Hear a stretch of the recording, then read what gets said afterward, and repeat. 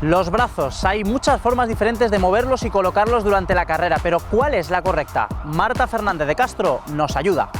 Los brazos son más importantes de lo que creemos nosotros, nos ayudan en nuestro movimiento y deben de ir pegados al cuerpo, no separados como normalmente suele correr la mayoría de corredores, con los brazos ahí, sino pegados ahí al cuerpo, adelante y atrás, movimiento uniforme y nos ayudan a impulsarnos más, sobre todo cuando pues queremos correr rápido. Más o menos ahí a 90 grados, que no nos resulte tampoco ir muy tensos, sino tenemos que ir relajados. Los brazos no nos tienen que suponer tensión, sino al contrario, nos deben ayudar en el movimiento. Si yo llevo los brazos aquí abajo, nos daremos cuenta ahora en el ejercicio como no corro igual que si yo hago un movimiento acompasado.